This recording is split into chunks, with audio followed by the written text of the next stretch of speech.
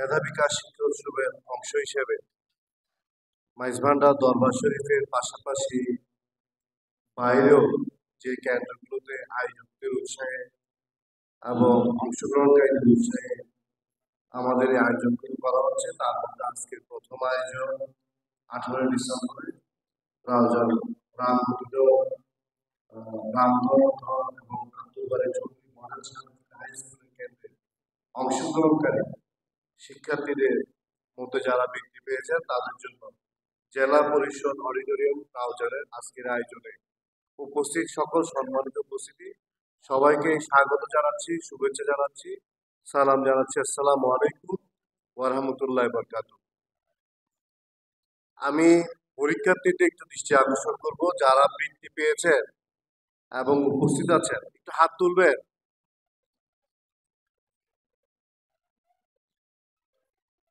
মাশাআল্লাহ। আচ্ছা, আমরা পরীক্ষার্থীর হাত নামাই। অভিভাবক হিসেবে মারা যারা আজকে শিক্ষার্থীদের সঙ্গে এসেছেন একটু কষ্ট করে হাত তুলবেন। ধন্যবাদ। অভিভাবক হিসেবে বাবারা পরীক্ষার্থীর সঙ্গে যারা বৃত্তি পেয়েছে তাদের সঙ্গে বাবারা যারা এসেছেন শুধু তারা একটু হাত তুলবেন। আলহামদুলিল্লাহ। সবাই যার যার সন্তান, যার যার পরিবারের মেধাবী, তাদের ব্যাপারে আপনাদের যে আগ্রহ, যত্ন, এটা আমাদেরকে অত্যন্ত উৎসাহিত করে। আপনারা ইতিমধ্যে জেনেছেন আমরা এটা 10 বছর আগে আমাদের চলতেছে, আজকে 11তম বার ছিল। অর্থাৎ প্রথম আমাদের যে বৃত্তি পরীক্ষায় যারা অংশগ্রহণকারী ছিলেন তাদের মধ্যে অনেকে এখন বিশ্ববিদ্যালয়ে পাঠ চুকিয়েছেন পড়ালেখা, অনেকে ডাক্তার, অনেকে ইঞ্জিনিয়ার, বিভিন্ন পেশায় তারা বর্তমানে প্রতিষ্ঠিত। এবং আজকে যারা বৃত্তি নিয়ে যাচ্ছেন, আপনারা মা বাবারা অত্যন্ত সৌভাগ্যবান যে আপনারা অল্প তাদের এই শিশু বয়সে আপনারা বুঝতে পারছেন যে আপনার ছেলে, আপনার মেয়ে, সে কিন্তু আর সবার থেকে মেধার দিক দিয়ে, পরিশ্রমের দিক দিয়ে সে অনেকটা এগিয়ে আছে।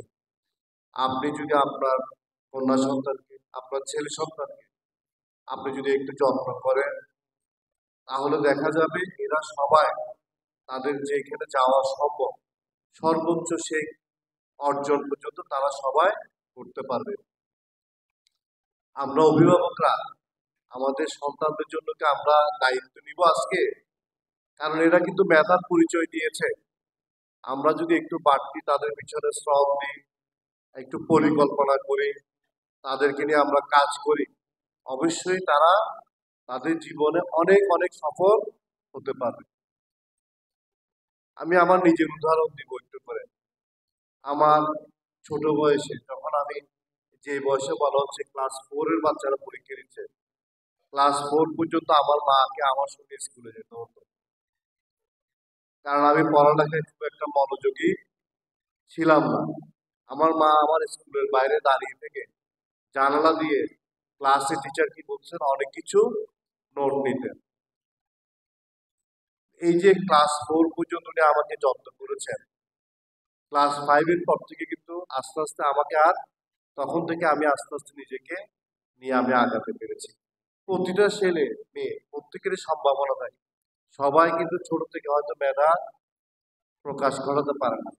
আমি চট্টগ্রাম বিশ্ববিদ্যালয় থেকে আমার বেঁচে আমি সেকেন্ড পেয়ে আমার মাস্টার্স শেষ করেছি মার্কেটিংয়ে।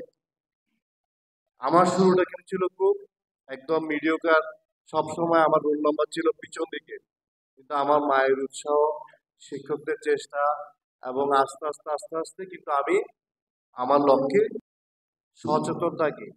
অনেক বেশি আমরা দায়িত্ব পালন করি। ছেলেদের ব্যাপারে আমরা একটু ছাড় দিতে চাই, অনেকটাই ছেলেদেরকে আমরা ছেড়ে দিই, এবং এই ছেড়ে দেওয়াটা কিন্তু একটা পর্যায়ে গিয়ে দেখা যায় তাকে আর আমরা ঠিক মতো গুছাতে পারছি না। আমি অনুরোধ রাখবো